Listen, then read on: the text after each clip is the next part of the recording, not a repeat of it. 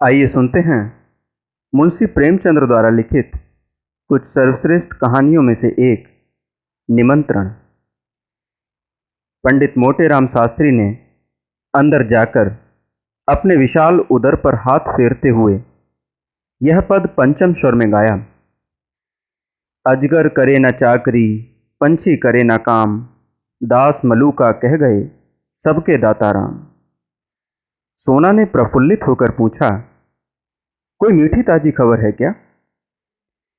शास्त्री जी ने पैंतरे बदल कर कहा, मार लिया आज। ऐसा ताक कर मारा कि चारों खाने चित, सारे घर का नेवता, सारे घर का। वह बढ़ बढ़कर हाथ मारूंगा कि देखने वाले दंग रह जाएंगे। उधर महाराज अभी से अधीर हो रहे हैं। सोना, कहीं पहले की भांति अब की भी धोखा ना हो, पक्का पोढ़ा कर लिया है ना? मोटेराम ने मूछें ऐंठते हुए कहा, ऐसा असगुन मुंह से ना निकालो। बड़े जप तप के बाद यह शुभ दिन आया है, जो तैयारियां करनी हो कर लो। सोना, वह तो करूंगी ही, क्या इतनी भी नहीं जानती? जन्म भर घास थोड़ी ही खोदती रही हूं, मगर है घर भर का ना। मोटेराम, अब और कैसे कहूं, पूरे घर भर का है। इसका अर्थ समझ में ना आया हो तो मुझसे पूछो। विद्वानों की बात समझना सबका काम नहीं। अगर उनकी बात सभी समझ लें तो उनकी विद्वता का महत्व ही क्या रहे। बताओ क्या समझी? मैं इस समय बहुत ही सरल भाषा में बोल रहा हूं, मगर तुम नहीं समझ सकी। बताओ, विद्वता किसे कहते हैं? महत्व ही का अर्थ बताओ। घर भर का निमंत्रण देना क्या दिल लगी है? हाँ, ऐसे अवसर पर विद्वान लोग राजनीति से काम लेते हैं और उसका वही आशय निकालते हैं जो अपने अनुकूल हो। मुरादपुर की रानी साहब 7 ब्राह्मणों को इच्छापूर्ण भोजन कराना चाहती हैं। कौन कौन महाशय मेरे साथ जाएंगे, यह निर्णय करना मेरा काम है। अलगू राम शास्त्री, बेनीराम शास्त्री, छेदीराम शास्त्री, भवानी राम शास्त्री, फेकू राम शास्त्री, मोटे राम शास्त्री आदि। जब इतने आदमी अपने ही घर में हैं, तब बाहर कौन ब्राह्मणों को खोजने जाए? सोना, और 7वां कौन है? मोटेराम, बुद्धि को दौड़ाओ। सोना, एक पत्तल घर लेते आना। मोटेराम, फिर वही बात कही जिसमें बदनामी हो। छी छी, पत्तल घर लाऊं? उस पत्तल में वह स्वाद कहां जो यजमान के घर बैठकर भोजन करने में है। सुनो, 7वें महाशय हैं पंडित सोनाराम शास्त्री। सोना, चलो, दिल लगी करते हो, भला मैं कैसे जाऊंगी? मोटेराम, ऐसे ही कठिन अवसरों पर तो विद्या की आवश्यकता पड़ती है। विद्वान आदमी अवसर को अपना सेवक बना लेता है, मूर्ख अपने भाग्य को रोता है। सोना देवी और सोनाराम शास्त्री में क्या अंतर है जानती हो? केवल परिधान का। परिधान का अर्थ समझती हो? परिधान पहनाव को कहते हैं। इसी साड़ी को मेरी तरह बांध लो, मेरी मिर्जई पहन लो, ऊपर से चादर ओढ़ लेना। पगड़ी मैं बांध दूंगा, फिर कौन पहचान सकता है? सोना ने हंसकर कहा, मुझे तो लाज लगेगी। मोटेराम, तुम्हें करना ही क्या है, बातें तो हम करेंगे। सोना ने मन ही मन आने वाले पदार्थों का आनंद लेकर कहा, बड़ा मजा होगा। मोटेराम, बस अब विलंब ना करो, तैयारी करो, चलो। सोना, कितनी फंकी बना लूं? मोटेराम, यह मैं नहीं जानता, बस यही आदर सामने रखो कि अधिक से अधिक लाभ हो।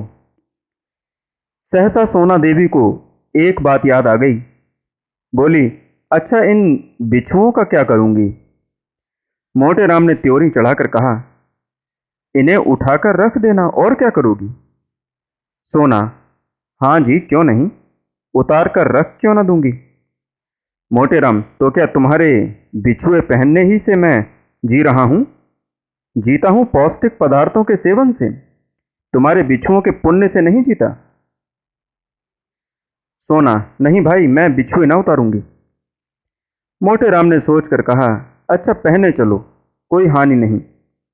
गोवर्धनधारी यह बाधा भी हर लेंगे। बस पाँव में बहुत से कपड़े लपेट लेना, मैं कह दूंगा इन पंडित जी को फील पाँव हो गया है। क्यों, कैसी सूझी? पंडिताइन ने पतिदेव को प्रशंसा सूचक नेत्रों से देखकर कहा, जन्म भर पढ़ा नहीं है। संध्या समय पंडित जी ने पांचों पुत्रों को बुलाया और उपदेश देने लगे। पुत्रों, कोई काम करने से पहले खूब सोच समझ लेना चाहिए कि कैसे क्या होगा। मान लो रानी साहब ने तुम लोगों का पता ठिकाना पूछना आरंभ किया, तो तुम लोग क्या उत्तर दोगे? यह तो महान मूर्खता होगी कि तुम सब मेरा नाम लो। सोचो कितने कलंक और लज्जा की बात होगी कि मुझ जैसा विद्वान केवल भोजन के लिए इतना बड़ा कुचक्र रचे। इसलिए तुम सब थोड़ी देर के लिए भूल जाओ कि मेरे पुत्र हो। कोई मेरा नाम ना बतलाए। संसार में नामों की कमी नहीं, कोई अच्छा सा नाम चुनकर बता देना। पिता का नाम बदल देने से कोई गाली नहीं लगती। यह कोई गलती, यह कोई अपराध नहीं। अलगू, आप ही ना बता दीजिए। मोटे राम, अच्छी बात है, बहुत अच्छी बात है। हाँ, इतने महत्व का काम मुझे स्वयं करना चाहिए। अच्छा सुनो, अलगू राम के पिता का नाम है पंडित केशव पांडे। खूब याद कर लो। बेनी राम के पिता का नाम है पंडित मंगरू ओझा। खूब याद रखना।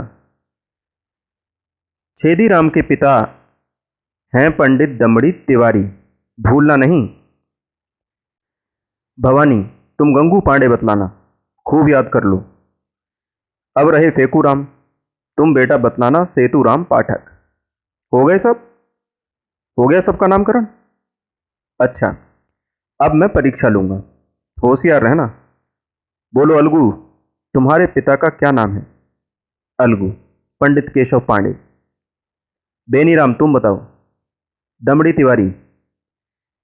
छेदी, यह तो मेरे पिता का नाम है। बेनी, मैं तो भूल गया। मोटे राम, भूल गए? पंडित के पुत्र होकर तुम एक नाम भी याद नहीं कर सकते? बड़े दुख की बात है। मुझे पांचों नाम याद हैं, तुम्हें एक नाम भी याद नहीं। सुनो, तुम्हारे पिता का नाम है पंडित मंगरू ओझा। पंडित जी लड़कों की परीक्षा ले रहे थे कि उनके परम मित्र पंडित चिंतामणि ने द्वार पर आवाज दी। पंडित मोटेराम ऐसे घबराए कि सिर पैर की सुधि न रही। लड़कों को भगाना ही चाहते थे कि पंडित चिंतामणि अंदर चले आए। दोनों सज्जनों में बचपन में गाढ़ी मैत्री थी।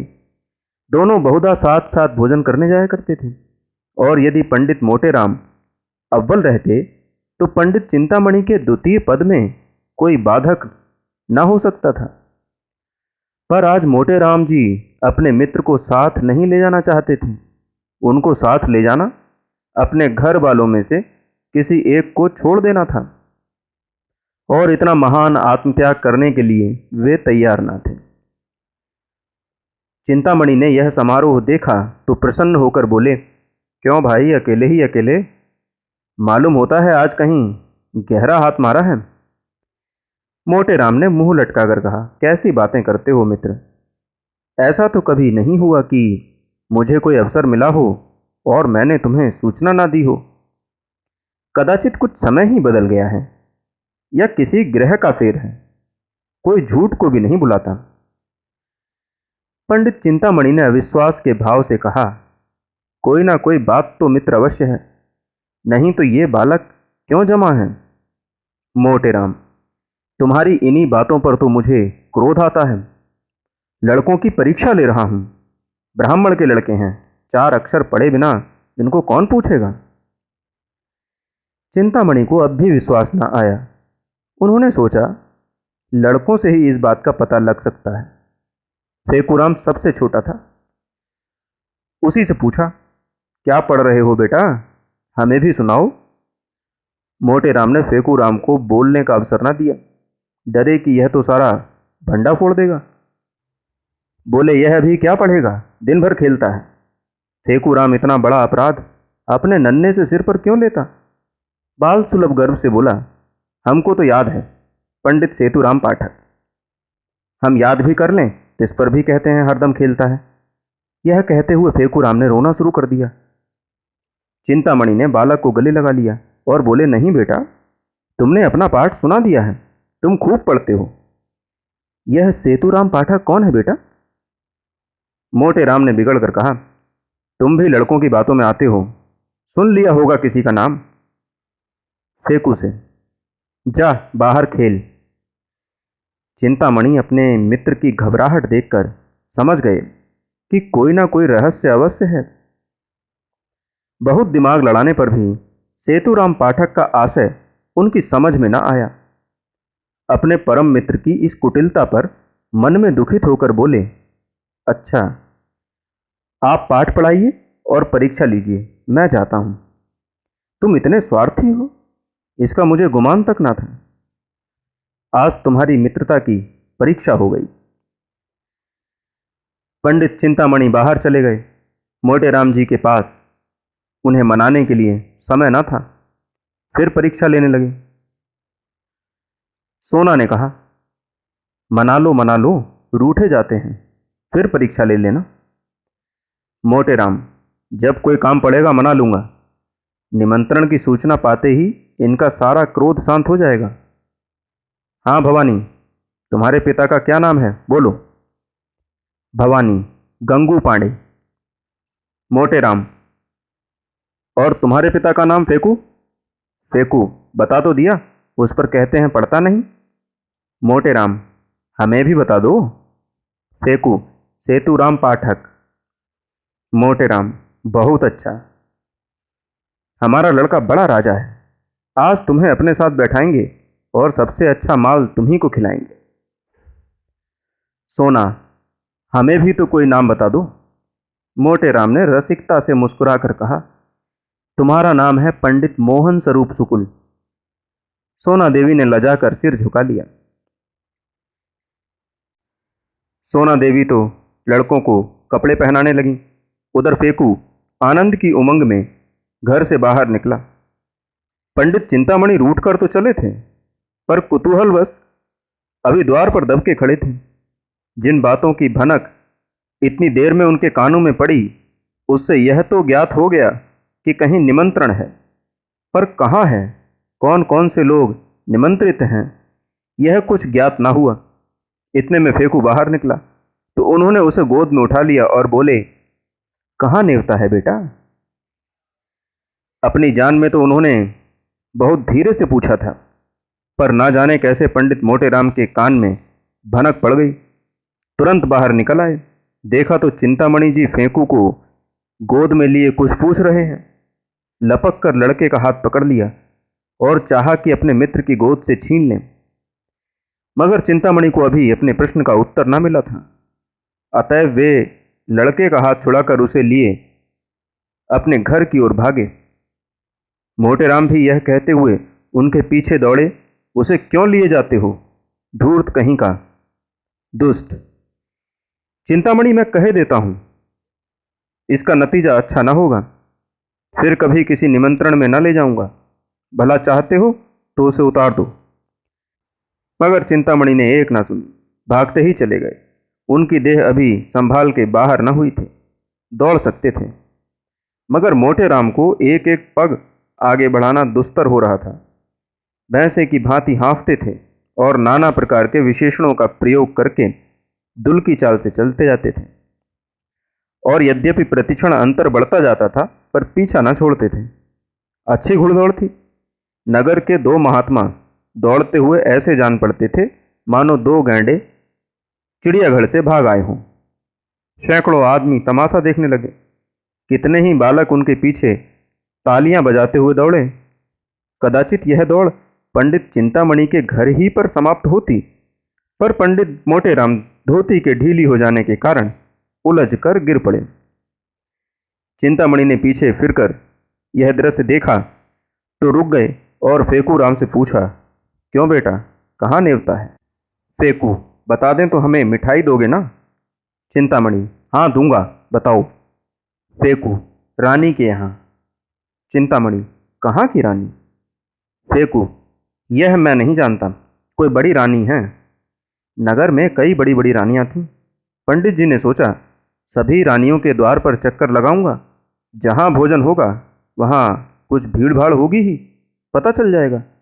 यह निश्चय करके वे लौट पड़े। सहानुभूति प्रकट करने में अब कोई बाधा न थी। मोटे राम जी के पास आए तो देखा कि वे पड़े कराह रहे हैं, उठने का नाम नहीं लेते। घबराकर पूछा, गिर कैसे पड़े मित्र? यहाँ कहीं गड़ा भी तो नहीं है?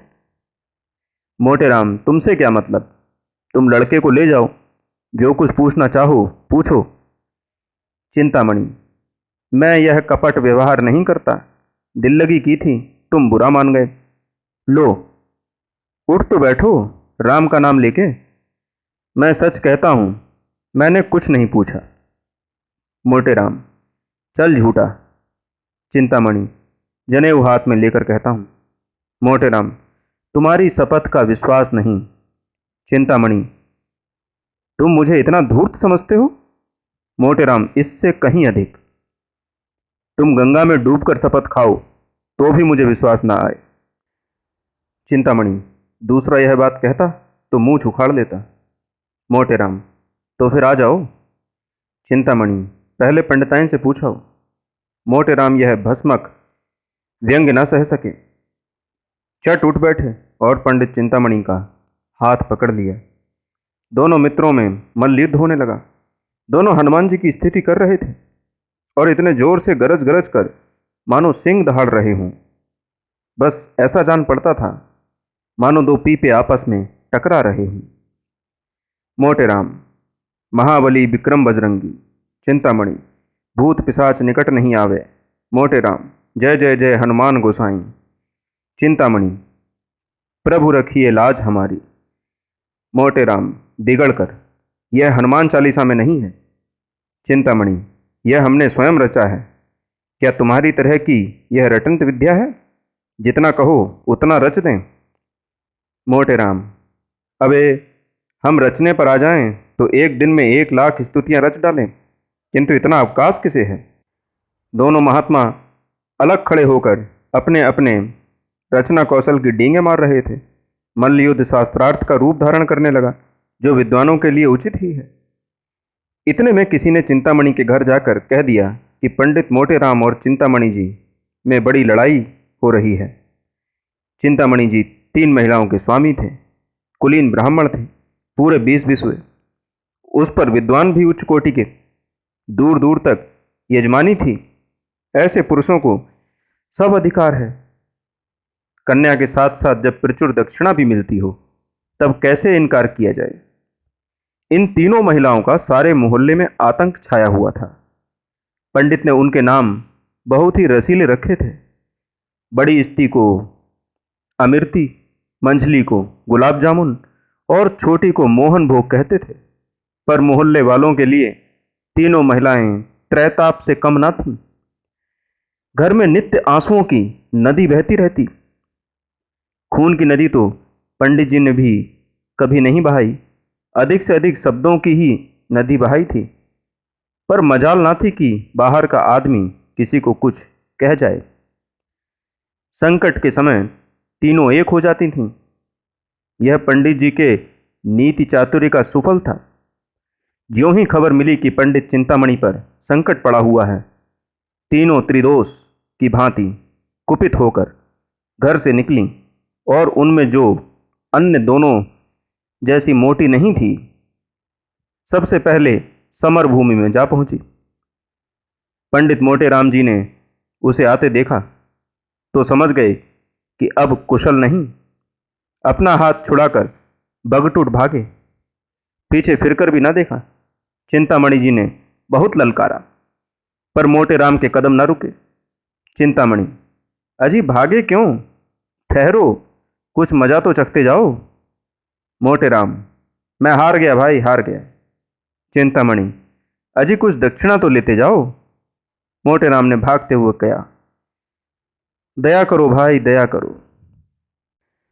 8 बजते बजते पंडित मोटे राम ने स्नान और पूजा करके कहा, अब विलंब नहीं करना चाहिए। फंकी तैयार है ना? सोना, फंकी लिए तो कब से बैठी हूं।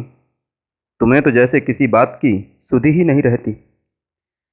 रात को कौन देखता है कि कितनी देर तक पूजा करते हो। मोटे राम, मैं तुमसे एक नहीं 1000 बार कह चुका हूं कि मेरे कामों में मत बोला करो। तुम नहीं समझ सकती कि मैंने इतना विलंब क्यों किया। तुम्हें ईश्वर ने इतनी बुद्धि ही नहीं दी है। जल्दी जाने से अपमान होता है। यजमान समझता है लोभी है, भुक्कड़ है, इसलिए चतुर लोग विलंब किया करते हैं, जिससे यजमान समझे कि पंडित जी को इसकी सुधि ही नहीं है, भूल गए होंगे, बुलाने को आदमी भेजें। इस प्रकार जाने में जो मान महत्व है, वह मरभूखों की तरह जाने में क्या कभी हो सकता है। मैं बुलावे की प्रतीक्षा कर रहा हूं, कोई ना कोई आता ही होगा। लाओ थोड़ी फंकी, बालकों को खिला दी है ना। सोना, उन्हें तो मैंने सांझ ही को खिला दी थी। मोटे राम, कोई सोया तो नहीं। सोना, आज भला कौन सोएगा। सब भूख भूख चिल्ला रहे थे, तो मैंने 1 पैसे का चबेना मंगवा दिया। सबके सब ऊपर बैठे खा रहे हैं। सुनते नहीं हो, मारपीट हो रही है। मोटे राम ने दांत पीसकर कहा, जी चाहता है कि तुम्हारी गर्दन पकड़कर ऐंठ दूं। भला इस बेला चबेना मंगाने का क्या काम था। चबेना खा लेंगे तो वहां क्या तुम्हारा सिर खाएंगे। छी छी, जरा भी बुद्धि नहीं। सोना ने अपराध स्वीकार करते हुए कहा, हां भूल तो हुई, पर सबके सब इतना कोलाहल मचाए हुए थे कि सुना नहीं जाता था। मोटे राम, रोते ही थे ना, रोने देती। रोने से उनका पेट न भरता, बल्कि और भूख खुल जाती। सहसा एक आदमी ने बाहर से आवाज दी, पंडित जी, महारानी बुला रही हैं और लोगों को लेकर जल्दी चलो। पंडित जी ने पत्नी की ओर गर्व से देखकर कहा, देखा, इसे निमंत्रण कहते हैं। अब तैयारी करनी चाहिए। बाहर आकर पंडित जी ने उस आदमी से कहा, तुम एक क्षण और ना आते तो मैं कथा सुनाने चला गया होता। मुझे बिल्कुल याद ना थी। चलो, हम बहुत शीघ्र आते हैं। 9 बजते बजते पंडित मोटे राम बाल गोपाल सहित रानी साहब के द्वार पर जा पहुंचे। रानी बड़ी विशालकाय एवं तेजस्विनी महिला थी। इस समय वे कार चौबीदार तकिया लगाए तख्त पर बैठी हुई थीं। 2 आदमी हाथ बांधे पीछे खड़े थे। बिजली का पंखा चल रहा था। पंडित जी को देखते ही रानी ने तख्त से उठकर चरण स्पर्श किया और इस बालक मंडली को देखकर मुस्कुराती हुई बोली, इन बच्चों को आप कहां से पकड़ लाए। मोटे राम, करता क्या, सारा नगर छान मारा, पर किसी पंडित ने आना स्वीकार न किया। कोई किसी के यहां निमंत्रित है, कोई किसी के यहां। तब तो मैं बहुत चकराया। अंत में मैंने उनसे कहा, अच्छा आप नहीं चलते तो हरी इच्छा, लेकिन ऐसा कीजिए कि मुझे लज्जित ना होना पड़े। तब जबरदस्ती प्रत्येक के घर से जो बालक मिला उसे पकड़ लाना पड़ा। क्यों फेकूराम, तुम्हारे पिताजी का क्या नाम है। फेकूराम ने गर्व से कहा, पंडित सेतुराम पाठक। रानी, बालक तो बड़ा होनहार है। और बालकों को भी उत्कंठा हो रही थी कि हमारी भी परीक्षा ली जाए, लेकिन जब पंडित जी ने उनसे कोई प्रश्न ना किया और उधर रानी ने फेकूराम की प्रशंसा कर दी, तब तो वे अधीर हो उठे। भवानी बोला, मेरे पिता का नाम पंडित गंगू पांडे। छेदी बोला, मेरे पिता का नाम है दमड़ी तिवारी। बेनीराम ने कहा, मेरे पिता का नाम है पंडित मंगरू ओझा। अलगूराम समझदार था, चुपचाप खड़ा रहा। रानी ने उससे पूछा, तुम्हारे पिता का नाम क्या है जी। अलगूराम को इस वक्त पिता का निर्दिष्ट नाम याद ना आया, ना यही सूझा कि कोई और नाम ले ले। हतबुद्धि सा खड़ा रहा। पंडित मोटे राम ने जब उसकी ओर दांत पीस कर देखा, तब रहा सहा होश हवास भी गायब हो गया। फेकू ने कहा, हम बता दें, भैया भूल गए। रानी ने आश्चर्य से पूछा, क्या आपने पिता का नाम भूल गया? यह तो विचित्र बात देखी। मोटे राम ने अलगू के पास जाकर कहा, कैसो है? अलगूराम बोल उठा, केशव पांडे। रानी, तो अब तक क्यों चुप था? मोटे राम, कुछ ऊंचा सुनता है सरकार। रानी, मैंने सामान तो बहुत सा मंगवा रखा है, सब खराब होगा, लड़के क्या खाएंगे? मोटे राम, सरकार इन्हें बालक ना समझें। इनमें जो सबसे छोटा है वह 2 पत्तल खाकर उठेगा। जब सामने पत्तलें पड़ गईं और भंडारी चांदी की थाली में एक से एक उत्तम पदार्थ ला लाकर परसने लगा, तब पंडित मोटे राम जी की आंखें खुल गईं। उन्हें आए दिन निमंत्रण मिलते रहते थे, पर ऐसे अनुपम पदार्थ कभी सामने न आए थे। घी की ऐसी सौंधी सुगंध उन्हें कभी ना मिली थी। प्रत्येक वस्तु से केवड़े और गुलाब की लपटें उड़ रही थीं। घी टपक रहा था। पंडित जी ने सोचा, ऐसे पदार्थों से कभी पेट भर सकता है? मनो खा जाऊं, फिर भी और खाने को जी चाहे। देवतागण इनसे उत्तम और कौन से पदार्थ खाते होंगे? इनसे उत्तम पदार्थों की तो कल्पना भी नहीं हो सकती। पंडित जी को इस वक्त अपने परम मित्र पंडित चिंतामणि की याद आई। अगर वे होते तो रंग जम जाता। उनके बिना रंग फीका रहेगा। यहां दूसरा कौन है जिससे लाग डांट करूं? लड़के 2-2 पत्तलों में चैं बोल जाएंगे। सोना कुछ साथ देगी, मगर कब तक? चिंतामणि के बिना रंग ना गठेगा। वे मुझे ललकारेंगे, मैं उन्हें ललकारूंगा। उस उमंग में पत्तलों की कौन गिनती? हमारी देखा देखी लड़के भी डट जाएंगे। ओह, बड़ी भूल हो गई। यह ख्याल मुझे पहले ना आया। रानी साहब से कहूं, बुरा तो ना मानेंगी? ऊह, जो कुछ हो, एक बार जोर तो लगाना ही चाहिए। तुरंत खड़े होकर रानी साहब से बोले, सरकार, आज्ञा हो तो कुछ कहूं? रानी, कहिए कहिए महाराज, क्या किसी वस्तु की कमी है? मोटे राम, नहीं सरकार, किसी बात की नहीं। ऐसे उत्तम पदार्थ तो मैंने कभी देखे भी ना थे। सारे नगर में आपकी कीर्ति फैल जाएगी।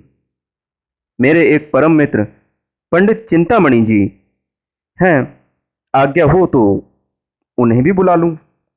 बड़े विद्वान कर्मनिष्ठ ब्राह्मण हैं। उनके जोड़ का इस नगर में दूसरा नहीं है। मैं उन्हें निमंत्रण देना भूल गया। अभी सुधि आई है। रानी, आपकी इच्छा हो तो बुला लीजिए, मगर आने जाने में देर होगी और भोजन परोस दिया गया है। मोटे राम, मैं अभी आता हूं सरकार, दौड़ता हुआ जाऊंगा। रानी, मेरी मोटर ले लीजिए। जब पंडित जी चलने को तैयार हुए, तब सोना ने कहा, तुम्हें आज क्या हो गया है जी? उसे क्यों बुला रही हो? मोटे राम, कोई साथ देने वाला भी तो चाहिए। सोना, मैं क्या तुमसे दब जाती? पंडित जी ने मुस्कुराकर कहा, तुम जानती नहीं, घर की बात और है, दंगल की बात और। पुराना खिलाड़ी मैदान में जाकर जितना नाम करेगा, उतना नया पट्टा नहीं कर सकता। वहां बल का काम नहीं, साहस का काम है। बस यहां भी वही हाल समझो। आज झंडे गाड़ दूंगा, समझ लेना। सोना, कहीं लड़के सो जाएं तो? मोटे राम, और भूख खुल जाएगी। जगह तो मैं लूंगा। सोना, देख लेना, आज वह तुम्हें पछाड़ेगा। उसके पेट में तो सनीचर है।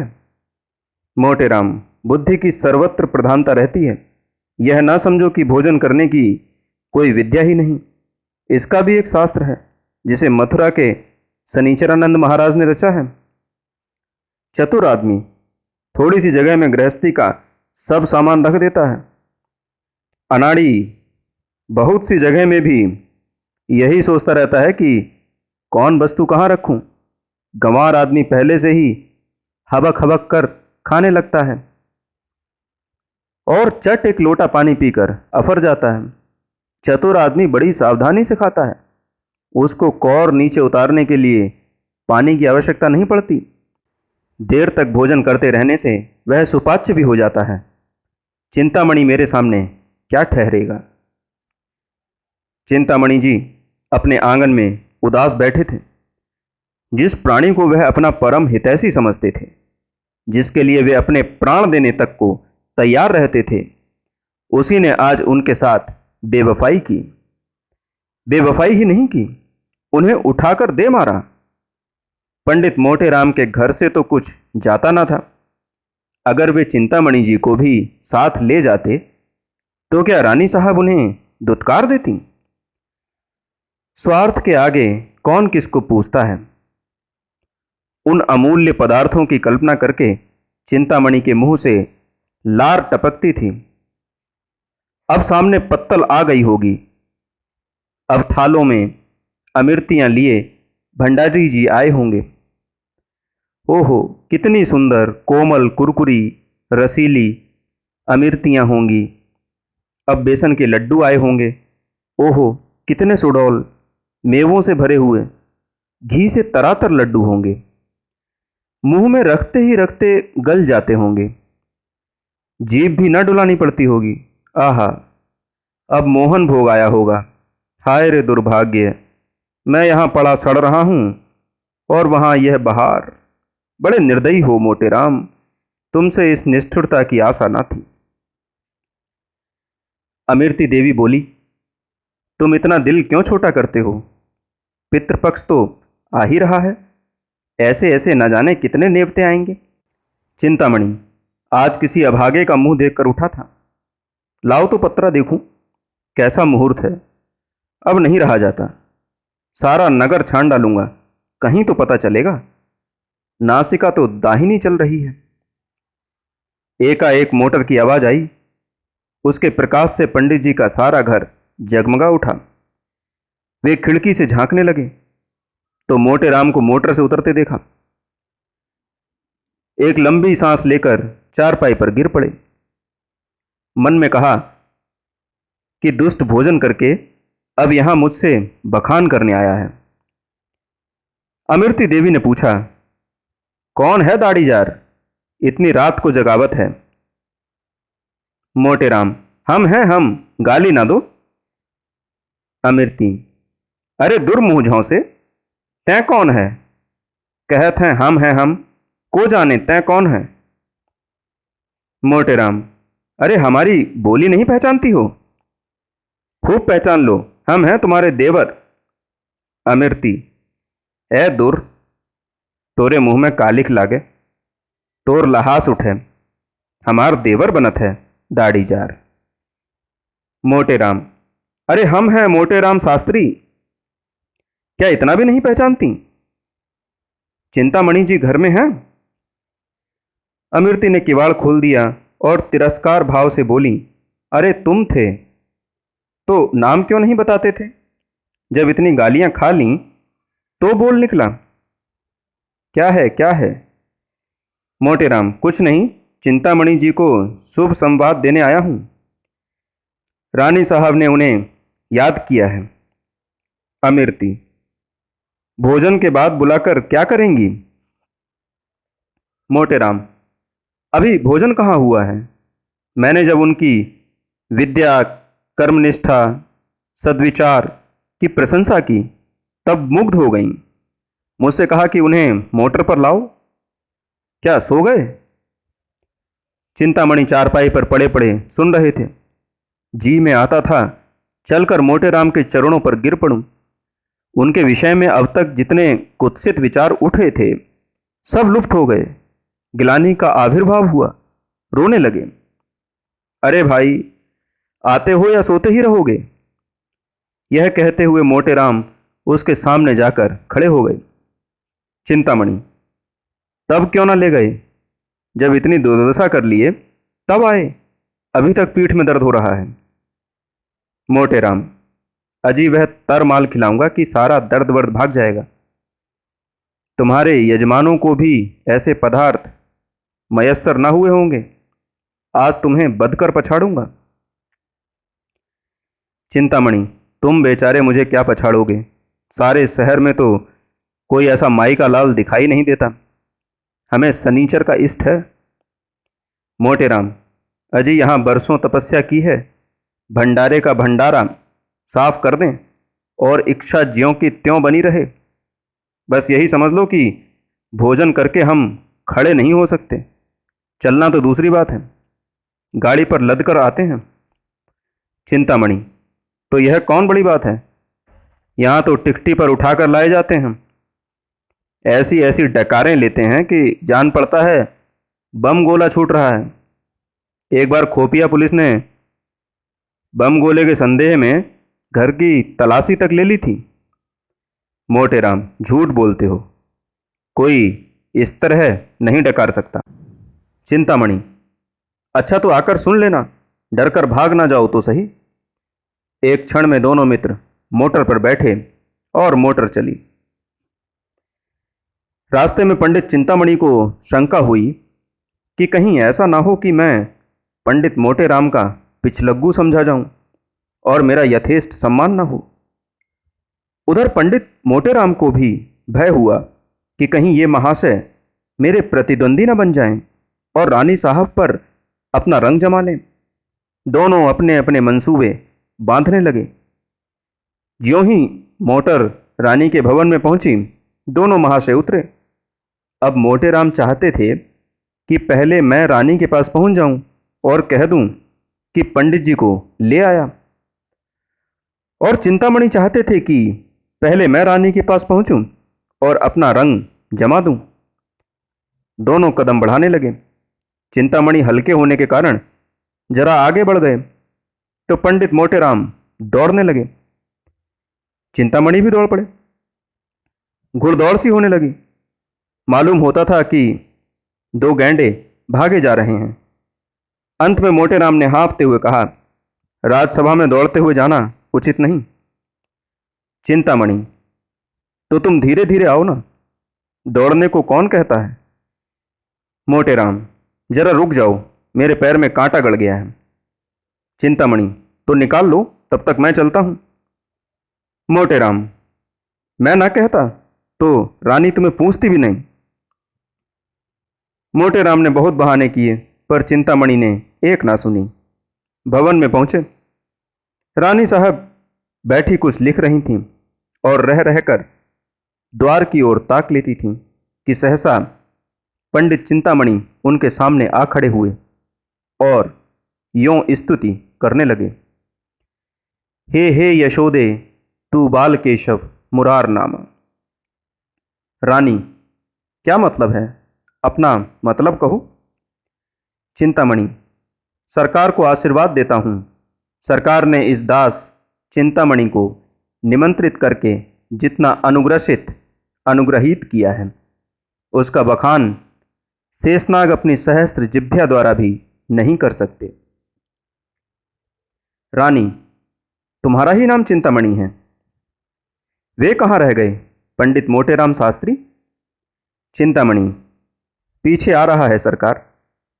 मेरे बराबर आ सकता है भला? मेरा शिष्य है। रानी, अच्छा, तो वे आपके शिष्य हैं? चिंतामणि, मैं अपने मुंह से अपनी बड़ाई नहीं करना चाहता सरकार। विद्वानों को नम्र होना चाहिए, पर जो यथार्थ है वह तो संसार जानता है सरकार। मैं किसी से वाद विवाद नहीं करता। यह मेरा अनुशीलन अभीष्ट नहीं। मेरे शिष्य भी बहुधा मेरे गुरु बन जाते हैं, पर मैं किसी से कुछ नहीं कहता। जो सत्य है वह सभी जानते हैं। इतने में पंडित मोटेराम भी गिरते पड़ते हाँफते हुए आ पहुंचे। और यह देखकर कि चिंतामणि भद्रता और सभ्यता की मूर्ति बने खड़े हैं, वे देवोपम शांति के साथ खड़े हो गए। रानी, पंडित चिंतामणि बड़े साधु प्रकृति एवं विद्वान हैं। आप उनके शिष्य हैं, फिर भी वे आपको अपना शिष्य नहीं कहते। मोटेराम, सरकार, मैं इनका दासानुदास हूँ। चिंतामणि, जगतारिणी, मैं इनकी चरण रज हूँ। मोटेराम, रिपुदल संहारिणी जी, मैं इनके द्वार का कुकर हूँ। रानी, आप दोनों सज्जन पूज्य हैं, एक से एक बड़े हुए। चलिए भोजन कीजिए। सोना रानी बैठी पंडित मोटेराम की राह देख रही थी। पति की इस मित्र भक्ति पर उन्हें बड़ा क्रोध आ रहा था। बड़े लड़कों के विषय में तो कोई चिंता ना थी, लेकिन छोटे बच्चों के सो जाने का भय था। उन्हें किस्से कहानियां सुना सुनाकर बहला रही थीं कि भंडारी ने आकर कहा, महाराज चलो। दोनों पंडित जी आसन पर बैठ गए। फिर क्या था, बच्चे कूद कूद कर भोजनशाला में जा पहुंचे। देखा तो दोनों पंडित दो वीरों की भांति आमने सामने डटे बैठे हैं। दोनों अपना अपना पुरुषार्थ दिखाने के लिए अधीर हो रहे थे। मोटेराम, भंडारी जी, तुम परोसने में बड़ा विलंब करते हो, क्या भीतर जाकर सोने लगते हो?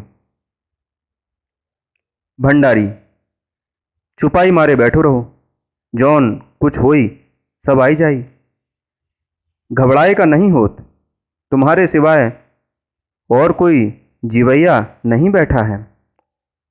मोटेराम, भैया, भोजन करने के पहले कुछ देर सुगंध का स्वाद तो लो। चिंतामणि, अजी सुगंध गया चूल्हे में, सुगंध देवता लोग लेते हैं, अपने लोग भोजन करते हैं। मोटेराम, अच्छा बताओ, पहले किस चीज पर हाथ फेरोगे? चिंतामणि, मैं जाता हूं, भीतर से सब चीजें एक साथ लिए आता हूं।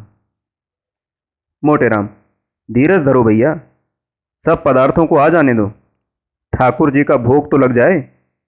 चिंतामणि, तो बैठे क्यों हो, तब तक भोग ही लगाओ, एक बाधा तो मिटे। नहीं तो लाओ, मैं चटपट भोग लगा दूं, व्यर्थ देर करोगे। इतने में रानी आ गई। चिंतामणि सावधान हो गए। रामायण की चौपाइयों का पाठ करने लगे। रहा एक दनि अवधि अधारा, समुझत मन दुख भयउ अपारा। कौशलेश दशरथ के जाए, हम पितु वचन मानि बन आए। उलट पुलट लंका कपिजारी, कूद पड़ा तब सिंधु मंझारी। जेहि पर जाकर सत्य सनेहु, सोते ही मिले न कछु संदेहु। जामवंत के वचन सुहाए, सुनि हनुमान हृदय अति भाए। पंडित मोटेराम ने देखा कि चिंतामणि का रंग जमता जाता है, तो वे भी अपनी विद्वता प्रकट करने को व्याकुल हो गए। बहुत दिमाग लड़ाया, पर कोई श्लोक, कोई मंत्र, कोई कवित्त याद न आया। तब उन्होंने सीधे साधे राम नाम का पाठ आरंभ कर दिया। राम भज राम भज राम भज रे मन। उन्होंने इतने ऊंचे स्वर से जाप करना शुरू किया कि चिंतामणि को भी अपना स्वर ऊंचा करना पड़ा। मोटेराम और जोर से गरजने लगे। इतने में भंडारी जी ने कहा, महाराज अब भोग लगाइए। यह सुनकर उस प्रतिस्पर्धा का अंत हुआ। भोग की तैयारी हुई। बाल वृंद सजग हो गया। किसी ने घंटा लिया, किसी ने घड़ियाल, किसी ने शंख, किसी ने करताल और चिंतामणि ने आरती उठा ली। मोटेराम मन में ऐंठ कर रह गए। रानी के समीप जाने का यह अवसर उनके हाथ से निकल गया। पर यह किसे मालूम था कि विधिवाम उधर कुछ और ही कुटिल क्रीड़ा कर रहा है। आरती समाप्त हो गई थी। भोजन शुरू होने को था कि एक कुत्ता न जाने किधर से आ निकला। पंडित चिंतामणि के हाथ से लड्डू थाल में गिर पड़ा। पंडित मोटेराम अचकचा कर रह गए। सर्वनाश! चिंतामणि ने मोटेराम से इशारे में कहा, अब क्या कहते हो मित्र, कोई उपाय निकालो, यहां तो कमर टूट गई। मोटेराम ने लंबी सांस खींचकर कहा, अब क्या हो सकता है, यह ससुरा आया किधर से? रानी पास ही खड़ी थी। उन्होंने कहा, अरे कुत्ता किधर से आ गया? यह रोज बंधा रहता था, आज कैसे छूट गया? अब तो रसोई भ्रष्ट हो गई। चिंतामणि, सरकार, आचार्यों ने इस विषय में। मोटे राम, कोई हर्ज नहीं है सरकार, कोई हर्ज नहीं है। सोना, भाग्य फूट गया। जोहत जोहत आधी रात बीत गई, तब ई विपत फाट पड़ी। चिंतामणि, सरकार, स्वान के मुख में अमृत। मोटे राम, तो अब आज्ञा हो तो चलें? रानी, हाँ और क्या। मुझे बड़ा दुख है कि इस कुत्ते ने आज इतना बड़ा अनर्थ कर डाला। तुम बड़े गुस्ताख हो गए टामी। भंडारी, ये पत्तल उठाकर मेहतर को दे दो। चिंतामणि, सोना से छाती फटी जाती है। सोना को बालकों पर दया आई। बेचारे इतनी देर देवोपम धैर्य के साथ बैठे थे। बस चलता तो कुत्ते का गला घोंट देती। बोली, लड़कन का तो दोष नहीं परत है, इन्हें काहे नहीं खवाए देत कोई। चिंतामणि, मोटे राम महादुष्ट हैं, इसकी बुद्धि भ्रष्ट हो गई है। सोना, ऐसे तो बड़े विद्वान बनत रहे, अब काहे नहीं बोलत बनत? मुंह में दही जम गवा, जीभे नहीं खुलत है। चिंतामणि, सत्य कहता हूं, रानी को चकमा देता, इस दुष्ट के मारे खेल बिगड़ गया। सारी अभिलाषाएं मन में रह गईं, ऐसे पदार्थ अब कहां मिल सकते हैं? सोना, सारी मनुष्य ही निकस गई, घर ही में गर्जा के शेर हैं। रानी ने भंडारी को बुलाकर कहा, इन छोटे छोटे तीनों बच्चों को खिला दो, ये बेचारे क्यों भूखों मरे? क्यों फेंकू राम, मिठाई खाओगे? फेंकू, इसीलिए तो आए हैं। रानी, कितनी मिठाई खाओगे? फेंकू, बहुत सी, हाथों से बताकर, इतनी। रानी, अच्छी बात है, जितनी खाओगे उतनी मिलेगी, पर जो बात मैं पूछूं वह बतानी पड़ेगी, बताओगे ना? फेंकू, हाँ बताऊंगा, पूछिए। रानी, झूठ बोले तो एक मिठाई ना मिलेगी, समझ गए? फेंकू, मत दीजिएगा, मैं झूठ बोलूंगा ही नहीं। रानी, अपने पिता का नाम बताओ। मोटे राम, बालकों को हरदम सब बातें स्मरण नहीं रहती, उसने तो आते ही बता दिया था।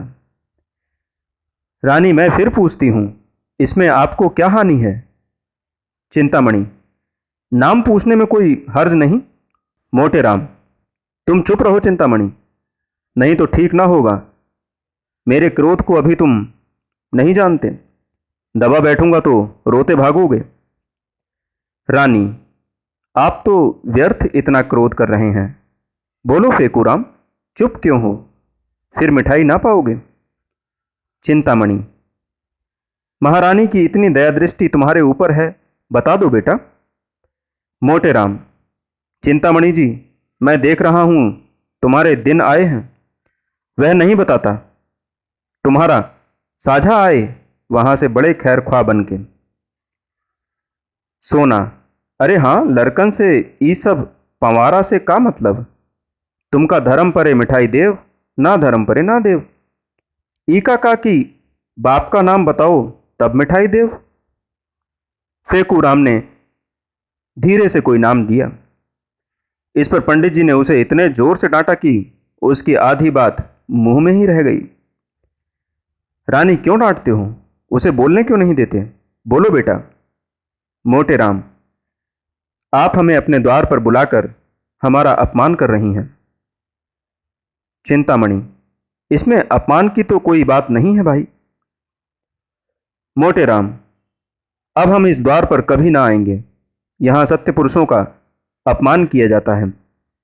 अलगू, कहिए तो मैं चिंतामणि को एक पटकन दूं? मोटे राम, नहीं बेटा, दुष्टों को परमात्मा स्वयं दंड देता है, चलो यहां से। अब भूल कर यहां ना आएंगे, खिलाना ना पिलाना, द्वार पर बुलाकर ब्राह्मणों का अपमान करना, तभी तो देश में आग लगी हुई है। चिंतामणि, मोटे राम, महारानी के सामने तुम्हें इतनी कटु बातें ना करनी चाहिए। मोटे राम, बस चुप ही रहना, नहीं तो सारा क्रोध तुम्हारे ही सिर जाएगा। माता पिता का पता नहीं, ब्राह्मण बनने चले हैं। तुम्हें कौन कहता है ब्राह्मण? चिंतामणि, जो कुछ मन चाहे कह लो, चंद्रमा पर थूकने से थूक अपने ही मुंह पर पड़ता है। जब तुम धर्म का एक लक्षण नहीं जानते, तब तुमसे क्या बातें करूं? ब्राह्मण को धैर्य रखना चाहिए। मोटे राम, पेट के गुलाम हो, ठकुर सुहाती कर रहे हो कि एकाध पत्तल मिल जाए। यहां मर्यादा का पालन करते हैं। चिंतामणि, कह तो दिया भाई कि तुम बड़े, मैं छोटा, अब और क्या कहूं? तुम सत्य कहते होगे, मैं ब्राह्मण नहीं, शूद्र हूं। रानी, ऐसा ना कहिए चिंतामणि जी। मोटे राम, इसका बदला ना लिया तो कहना। यह कहते हुए पंडित मोटेराम बालक वृंद के साथ बाहर चले आए और भाग्य को कोसते हुए घर को चले। बार बार पछता रहे थे कि दुष्ट चिंतामणि को क्यों बुला लाया। सोना ने कहा, भंडा फूटत फूटत बच गया। फेकुआ, नाव बताए देत, काहे रे? अपने बाप के नाव बताए देते। फेकू और क्या, वे तो सच सच पूछती थीं। मोटे राम, चिंतामणि ने रंग जमा लिया, अब आनंद से भोजन करेगा। सोना, तुम्हार एको विद्या काम ना आई, ऊतों बाजी मार लेगा। मोटे राम, मैं तो जानता हूं, रानी ने जानबूझकर कुत्ते को बुला लिया। सोना, मैं तो ओका मुंह देखत ताड़ गई कि हमका पहचान गई। इधर तो ये लोग पछताते चले जाते थे, उधर चिंतामणि की पांचों उंगली घी में थीं। आसन मारे भोजन कर रहे थे। रानी अपने हाथों से मिठाइयां परोस रही थीं। वार्तालाप भी होता जाता था। रानी, बड़ा धूर्त है, मैं बालकों को देखते ही समझ गई। अपनी स्त्री को भेष बदलकर लाते उसे लज्जा ना आई। चिंतामणि, मुझे कोस रहे होंगे। रानी, मुझसे उड़ने चला था। मैंने भी कहा, बच्चा तुमको ऐसी शिक्षा दूंगी कि उम्र भर याद करोगे। टामी को बुला लिया। चिंतामणि, सरकार की बुद्धि को धन्य है।